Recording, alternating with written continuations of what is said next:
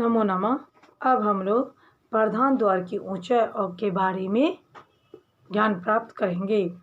राजा और सेनापति के घर के विस्तार के एकादश भाग से युक्त विस्तार से 70 मिलाकर जो अंगुल प्रधान द्वार की ऊंचाई होती है, द्वार की ऊंचाई होती है, आधे तुल्य का क्या होना चाहिए, उसका व्यास बनना चाहिए। ब्राह्मण आदि वर्णों के घर के व्यास के पंचमांश से युक्त 18 अंगुल में उसका अष्टमांश मिलाकर जो हो उतने अंगुल तुल्य द्वार पर विस्तार और त्रिगुणित विस्तार तुल्य अंगुल ऊंचाई होनी चाहिए।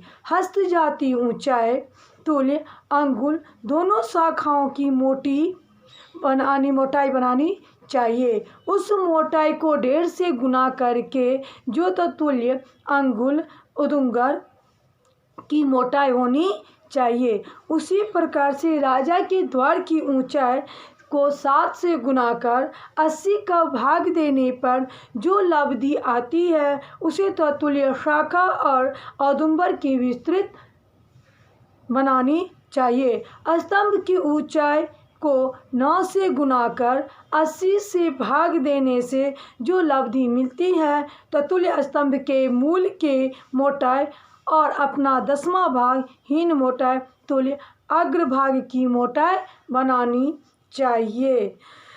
स्तंभ के पास 4 कोण वाला रुचक, 8 कोण वाला हो तो वज्र, 16 कोण वाला हो तो द्विव्रज, 32 कोण वाला हो तो परिलक और वर्तुकाल हो तो वृत्त स्तंभक कहलाता है।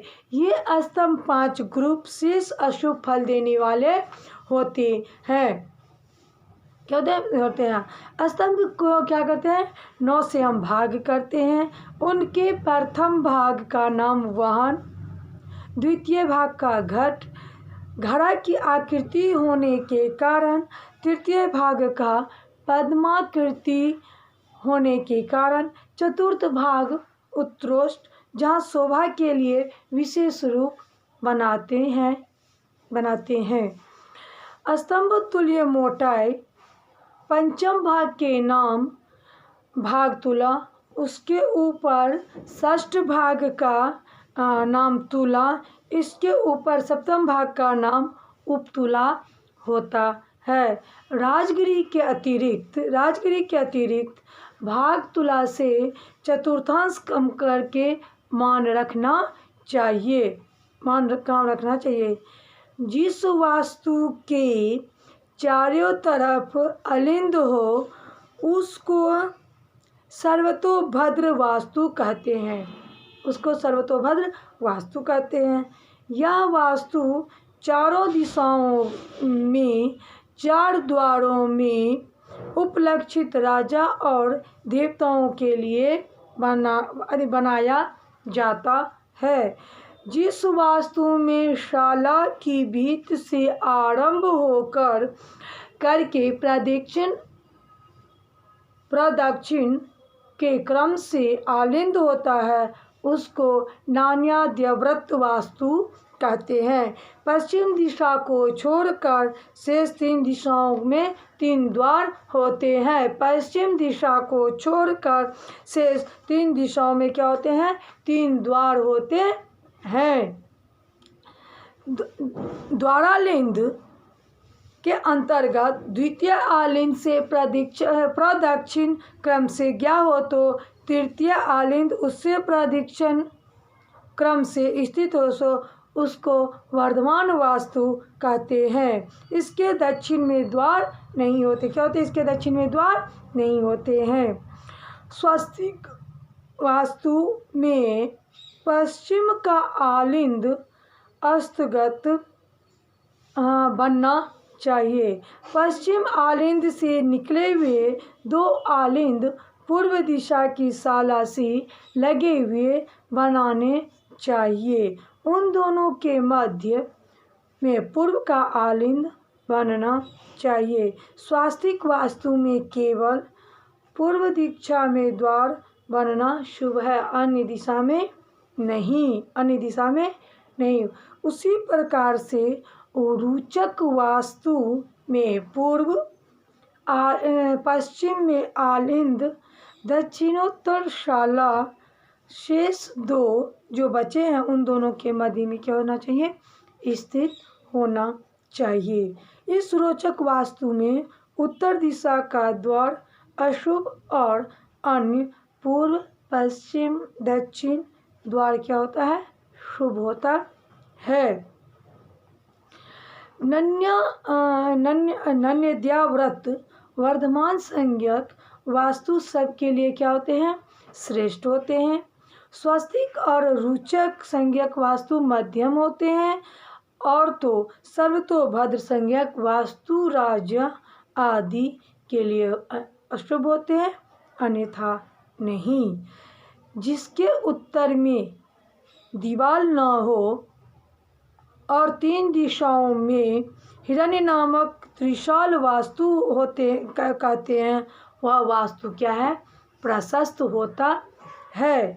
जिसके भीतर एक भीत न हो, 3 दिशाओं में उसके सुचित्र नामक त्रिशाल वास्तु हो है। यह वास्तु धन, पुत्र आदि की क्या करता है, वृद्धि करता है।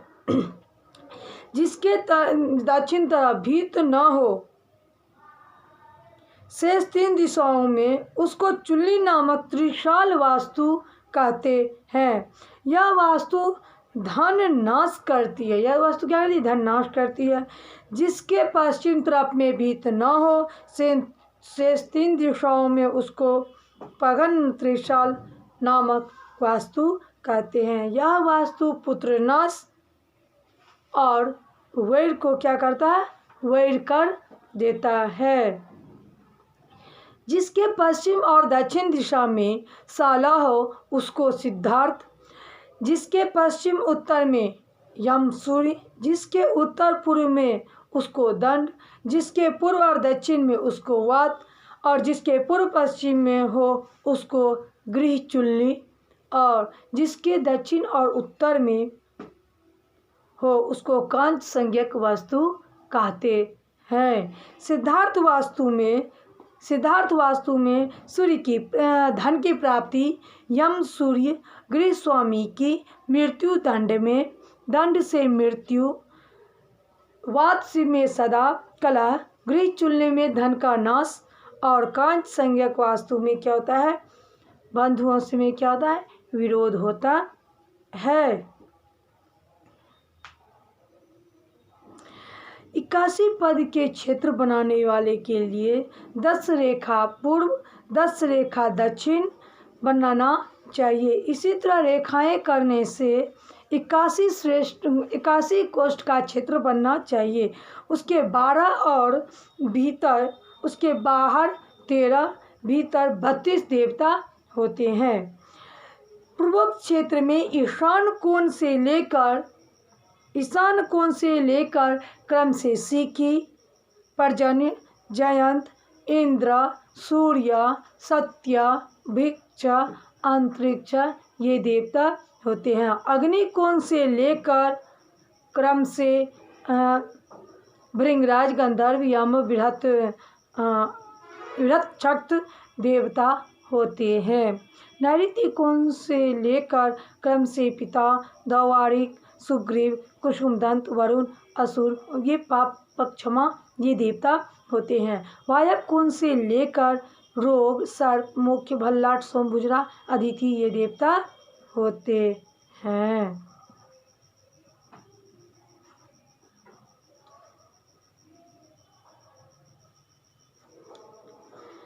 ईशान कोण में देवताओं का एक पदिक क्या होता है, स्वामी होते हैं। कोण में 5-5 देवता एक पदिक है, एक पदिक है।